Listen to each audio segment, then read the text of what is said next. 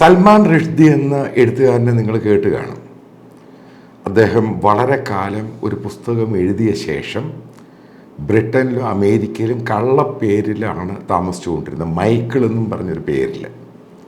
കാരണം അയാൾക്കെതിരെ ആ പുസ്തകം എഴുതിയതിൻ്റെ പേരിൽ ഇറാനിയൻ ഭരണകൂടം, അതായത് ഖുമൈനി, ഫത്വ, അതായത് അദ്ദേഹത്തെ കൊല്ലാൻ വേണ്ടി ഫത്വ ഡിക്ലെയർ ചെയ്തു. എവിടെ കണ്ടാലും അയാളെ കൊല്ലണം. അപ്പം നിങ്ങൾ കണ്ടു കാണും, കഴിഞ്ഞ സമയത്ത് അമേരിക്കയിൽ ഒരു പ്രോഗ്രാമിൽ പങ്കെടുത്തുകൊണ്ടിരുന്ന സമയത്ത് ഒരു ഇറാനിയൻ മതവാദി ഇയാളെ കൊല്ലാൻ വരികയുടെ കണ്ണിൻ്റെ കാഴ്ച പോവുകയും ഇതൊക്കെ ഉണ്ടായി. ഇത് അന്നും ലോകമാധ്യമങ്ങൾ ഇതിനെപ്പറ്റി ശരിക്കും വാർത്ത റിപ്പോർട്ട് ചെയ്തു. അപ്പോൾ ഇദ്ദേഹത്തിൻ്റെ പല പുസ്തകങ്ങളുണ്ട്. ഇദ്ദേഹം ഇന്ത്യക്കാരനാണ്, ഇന്ത്യൻ ഒറിജിനാണ്, ബേസിക്കലി ബോംബെക്കാരനാണ്. ഇദ്ദേഹം പിന്നെ ലണ്ടനിലോട്ടങ്ങ് കുടിയേറുകയായിരുന്നു. ലോക പ്രശസ്തനായ ഇയാളുടെ പല ബുക്സും ഗ്ലോബലി വെൽ നോൺ ആണ്. പലതും ഇന്ത്യയെ പറ്റി കണക്ട് ചെയ്ത ബുക്സുകളാണുള്ളത്. ഇപ്പം ഇദ്ദേഹത്തിൻ്റെ ഏറ്റവും കൂടുതൽ പുസ്തകം വായിച്ചിട്ടുള്ളവർ ഏത് രാജ്യക്കാരാണ് എന്നൊരു ചോദ്യം എൻ്റെ ഒരു സുഹൃത്ത്, ഞങ്ങൾ യാത്രയിൽ പരിചയപ്പെട്ടതാണ്, വീണ്ടും സുഹൃത്തായി, നല്ല സുഹൃത്താണ്. പിന്നെ അദ്ദേഹം നേരത്തെ ആ സമയത്ത് ഈ സിംഗപ്പൂരിൽ ഈ ഇമ്പാക്റ്റ് ഉണ്ടാക്കുന്ന വിഷയങ്ങളെപ്പറ്റി പഠിക്കുന്ന ഒരു ഗ്ലോബൽ ഫോറമുണ്ട്. അപ്പോൾ അതിൻ്റെ ഹെഡാണ്. അപ്പം അതിനു മുമ്പ് അദ്ദേഹം ഈ ഫിനാൻഷ്യൽ അനലിസ്റ്റ് ഇമ്പാക്റ്റിനെ പറ്റിയൊക്കെ വേൾഡ് ബാങ്കിൻ്റെ മലേഷ്യയിൽ ജോലി ചെയ്യുമായിരുന്നു. അതിന് ശേഷമാണ് അദ്ദേഹം ഈ സിംഗപ്പൂരിൽ ഈ ജോലിയുമായിട്ട് ബന്ധപ്പെട്ടത്. അപ്പോൾ ഞങ്ങളിങ്ങനെ ഓരോ സബ്ജക്റ്റ് ഇങ്ങനെ സംസാരിച്ചു കൊണ്ട സമയത്ത് ഇയാൾ എന്നോട് പറഞ്ഞു, സൽമാൻ റുഷ്ദിയുടെ പുസ്തകം ലോകത്ത് ഏറ്റവും കൂടുതൽ വായിച്ചിട്ടുള്ളത് ഇറാനിയൻസാണ്. പേർഷ്യൻ ഭാഷയിലും അറബ് ഭാഷയിലുമാണ്, ഇംഗ്ലീഷ് ഭാഷയിലല്ല. അപ്പോൾ എനിക്ക് ഭയങ്കര സംശയമായി. കാരണം ഈ പുസ്തകം ഇന്ത്യ ഉൾപ്പെടെ പല രാജ്യങ്ങളും ബാൻ ചെയ്തിരിക്കുകയാണ്. അമേരിക്കയിലൊന്നും ബാനല്ല, പല രാജ്യങ്ങളും ഇത് കിട്ടും. പിന്നെ എങ്ങനെ ഇത് ഇറാനിയൻ, അതായത് പേർഷ്യൻ ഭാഷയിൽ ഇറാനിലും അറബിക് ലാംഗ്വേജിൽ ഇത് വായിക്കാൻ പറ്റും? അപ്പോൾ അദ്ദേഹം പറഞ്ഞൊരു സംഭവം, അത് ആദ്യം ഞാൻ വിശ്വസിച്ചേ ഇല്ല. കാരണം ഇത് ചുമ്മാ അതൊരു ഹൈപ്പായിട്ട് പറയുന്ന സംഭവമായിരിക്കുന്നു മാത്രമാണ് ഞാൻ വിശ്വസിച്ചത്. ഇത് ഞാൻ പറയുന്നത് ഞങ്ങൾ കണ്ട ഒരു 4-5 വർഷമായി. അപ്പോൾ കഴിഞ്ഞിടയ്ക്ക് അദ്ദേഹം ഫോൺ ചെയ്ത് എന്നോട് ചോദിച്ചു, കഴിഞ്ഞ 2 ദിവസം മുമ്പ്, അന്ന് ഈ പറഞ്ഞ കാര്യങ്ങൾ ശരിയായിരുന്നോ അല്ലയോ എന്നുള്ള സംഭവമാണ് ചോദിച്ചത്. അപ്പം അത് കഴിഞ്ഞിട്ടാണ് ഓരോ കാര്യങ്ങളെപ്പറ്റി നമ്മൾ ആലോചിച്ച് നോക്കുമ്പോൾ ഈ പുസ്തകം ഏറ്റവും കൂടുതൽ വായിച്ചത് ഇറാനിൽ നിന്നുള്ള പേർഷ്യൻസാണ്. അതായത് അന്ന് കണക്കെടുത്ത് കഴിഞ്ഞപ്പോൾ എന്നോട് പറഞ്ഞത്, ഒരു 10 ഇറാൻകാരെ ടെഹ്റാൻ സിറ്റിയുമായിട്ട് ബന്ധപ്പെട്ട് റിസർച്ചുമായിട്ട് ബന്ധപ്പെട്ട് എടുത്തു. ഈ 10 പേരിൽ 4 പേരും ഈ പുസ്തകത്തിൻ്റെ ഡിജിറ്റൽ കോപ്പി വായിച്ചിട്ടുണ്ട്. ഇതിന് കാരണം പറയുന്നത്, ഇപ്പോൾ ഇറാനിയൻ റവല്യൂഷൻ ഉണ്ടായ സമയത്ത് വളരെയധികം ഇറാനിയൻസ് ലോകത്തിൻ്റെ പല രാജ്യങ്ങളിലോട്ടും, പ്രത്യേകിച്ച് യൂറോപ്പിലോട്ടും കാനഡയിലോട്ടും അമേരിക്കയിലോട്ടൊക്കെ മൈഗ്രേറ്റ് ചെയ്തു.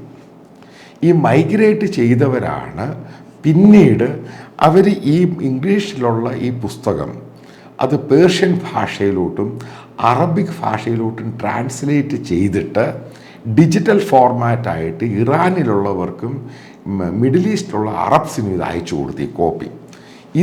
ഇത് പിന്നീടാണ്, വളരെ കാലങ്ങൾക്ക് ശേഷമാണ് ഇറാനിയൻ ഗവൺമെൻറ്റിനും പല അറേബ്യൻ രാജ്യങ്ങൾക്കും മനസ്സിലായത് ഇത് ഏറ്റവും കൂടുതൽ സർക്കുലേറ്റ് ചെയ്യുന്ന പുസ്തകമാണ്. കാരണം അന്ന് അവർക്ക് അറിയത്തില്ലായിരുന്നു ഇത് എങ്ങനെ തടയണമെന്ന്. കാരണം ടെക്നോളജി വൈസ് ഈ രാജ്യങ്ങളൊക്കെ വളരെ പുറകിലാണ്. കാരണം mobile revolution, digital revolution, social media റെവല്യൂഷൻ്റെ അകത്തുണ്ടായ സമയത്ത് ഇത് ശരിക്കും അങ്ങ് പെനട്രേറ്റ് ചെയ്തു ഇറാനിൽ. ഇത് പെനട്രേറ്റ് ചെയ്ത ശേഷമാണ്, ആലോചിച്ച് നോക്കുക, മാസ അമീനിയുടെ ഇഷ്യൂ വരുന്നു. അതിനുശേഷം ഈ ഖുമൈനി താമസിച്ച വീടും അദ്ദേഹം പോയിരുന്ന പള്ളിയും എല്ലാം അടിച്ച് പൊളിച്ച് നാശമാക്കുന്നേ. നിങ്ങൾ ആ വീഡിയോകളെല്ലാം കണ്ടു കാണും. അത് അതിഭീകരമായ പള്ളികൾ, ഇസ്ലാമിക പള്ളികൾ അടിച്ച് പൊളിക്കുന്നു. ഇതിൻ്റെ മുല്ലാമാരെ റോഡിലിട്ട് അടിക്കുന്നു. കാരണം ഈ ഹിജാബായിട്ടുള്ള ഇഷ്യൂ ആണ് സംഭവം. ഇതിൻ്റെ പിന്നിലുള്ള പ്രധാനപ്പെട്ട കാര്യം ഈ സൽമാൻ റുഷ്ദിയുടെ ആ പുസ്തകം വായിച്ച ശേഷം ഉണ്ടായ സംഭവമാണ്. അതിനുശേഷമാണ് അവിടെ മതത്തെ ഇതേപോലെ എതിർക്കുന്ന ആൾക്കാരുണ്ടായി. അതായത് ഇറാനിലെ ഏറ്റവും കൂടുതൽ ഡൊമസ്റ്റിക് ഇഷ്യൂ ഇത്രമാത്രം കൺട്രോൾ ചെയ്യാൻ പറ്റാത്ത രീതിയിൽ ഇറാനിയൻ ഭരണകൂടത്തിന് എത്താനുണ്ടായ കാരണത്തിന് പിറകിൽ ഈ പുസ്തകമാണ്. അപ്പം ഈ ഖുമൈനി പറഞ്ഞ അതാണ് ഇതിൻ്റെ പ്രധാനപ്പെട്ട ഘടകം. ഫത്വ, അയാളെ കൊല്ലാൻ ഏർപ്പെടുത്തുന്നു. ഇതൊന്നുമല്ല പിന്നീടുണ്ടായത്. ഇറാനിയൻസ് ഈ പുസ്തകം വായിച്ച് അവിടുത്തെ മത ഗവൺമെൻറ്റിനെ എതിർക്കാൻ തുടങ്ങി. ഇതാണ് പല അറേബ്യൻ രാജ്യങ്ങളിൽ ഇനിയും ഫ്യൂച്ചറിൽ ഉണ്ടാകാൻ പോകുന്ന ഏറ്റവും വലിയ പ്രശ്നമെന്ന് പറയുന്നത്. അപ്പോൾ ഇമ്പാക്ട് സ്റ്റഡീസ് ഈ പറയുന്നുണ്ട്, ഈ ഇസ്ലാമിക മതം എന്ന് പറയുന്നത് എത്ര നാളും കൂടെ നിലനിൽക്കും. കാരണം ഒരു വളരെ സിമ്പിളായിട്ടുള്ള സംഭവമാണ്. നമ്മൾ ഏതെങ്കിലും മതത്തെപ്പറ്റി കൂടുതൽ വായിച്ചറിഞ്ഞു കഴിഞ്ഞാൽ, ഏത് മതത്തെപ്പറ്റി, ഇസ്ലാം അല്ല ഏത് മതത്തെപ്പറ്റി, അതിൻ്റെ പ്രശ്നങ്ങളും ഇന്നത്തെ കാലവും ഇന്നത്തെ ലോകവും ഇന്നത്തെ ഡിജിറ്റൽ യുഗവും നമ്മൾ ജീവിക്കുന്ന സെഞ്ചുറിയും ആലോചിച്ച് കഴിഞ്ഞാൽ ആരാണ് ഈ മതത്തെ വിശ്വസിക്കുന്നത്? ഇതൊരു ചോദ്യമാണ്. കാരണം അതുകൊണ്ടാണ് പുതിയ തലമുറയൊന്നും മതവിശ്വാസത്തിലോട്ട് വരാതിരിക്കുന്നത്. ഇതാണ് ഇറാനിൽ സംഭവിച്ചത്. ഡിജിറ്റൽ യുഗമാണ്. ആ ജനറേഷന് മതത്തെപ്പറ്റി പഠിച്ചു കഴിയുമ്പോഴല്ലേ ഈ മതം ഇതൊന്നും അല്ലെന്ന് ഇത് മുഴുവനും മണ്ടത്തരവും വിഡ്ഢിത്തരവുമാണ് എഴുതി വെച്ചേക്കുന്നത് പിടികിട്ടുന്നത്. അതിൻ്റെ പേരിലാണ് ഇറാനിയൻ ഭരണകൂടത്തിനെതിരെ മതഭരണകൂടത്തിൽ ഫുട്ബോൾ കളിക്കുമ്പോൾ അവരുടെ ഏറ്റവും വലിയ ഗെയിമാണ്. അവിടെ പോലും ഫുട്ബോൾ ഗെയിം നടക്കുമ്പോൾ, അതായത് ഇറാനിലുണ്ടായ സംഭവമാണ്, കോർട്ടിൽ, അതായത് അവരുടെ മതത്തിനെതിരെയും അവിടുത്തെ അഡ്മിനിസ്ട്രേഷനെതിരെ ജനങ്ങൾ പ്രതികരിക്കുകയാണ്. തെരുവുകളിൽ പ്രതികരിക്കുന്നു. അവരുടെ ഏറ്റവും വലിയ ശത്രു രാജ്യമായ ഇസ്രായേലുമായിട്ട് അറ്റാക്ക് ചെയ്യുമ്പോൾ ഇസ്രായേലിനെ അമേരിക്കയെ അനുകൂലിച്ച് പ്രകടനം നടക്കുന്നു. ഒരു രാജ്യത്തിൻ്റെ ഒറ്റ പുസ്തകം കൊണ്ടാണ് മാറിയത്. പിന്നീട് വരുന്ന കണക്കുകൾ നേരത്തെ വീഡിയോയിൽ ഞാൻ പറഞ്ഞിട്ടുണ്ട്. ഏകദേശം 10% മുകളിലുള്ള ഇറാനിയൻസ് കൺവേർട്ടഡായി, ക്രിസ്ത്യൻ ഇവാഞ്ചലിക്കലായി. ഏറ്റവും കൂടുതൽ അണ്ടർഗ്രൗണ്ട് ചർച്ചുകൾ ഉള്ള രാജ്യമായി ഈ മിഡിൽ ഈസ്റ്റ് ഏഷ്യയിലെ ഇറാനായി മാറി.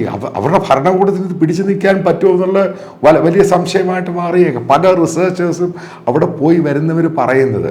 മനസ്സിലാക്കേണ്ടത്, ഈ ഇറാനിൽ നിന്ന് പോയവരെല്ലാം അവിടെ പോകാറുണ്ട്. അപ്പം ഇവരുടെ ഇൻഫ്ലുവൻസ്, ഈ പുസ്തകത്തിൻ്റെ ഇൻഫ്ലുവൻസും ക്രിസ്ത്യൻ ഇവാഞ്ചലിക്കൽ പാസ്റ്റേഴ്സ് അവരുടെ ഇൻഫ്ലുവൻസുമാണ് കയറി അടിച്ചിരിക്കുന്നത്. ഇതൊരു കാരണവശാലും ഒരു പുസ്തകം, അത് ഞാൻ പറയും, ഇന്ത്യൻ ഒറിജിൻ റൈറ്റർ, അയാൾ ഇത്രമാത്രം അറ്റാക്ക് ചെയ്ത് കൊല്ലാൻ ശ്രമിച്ചപ്പോൾ ഖുമൈനി മരിച്ചുപോയി.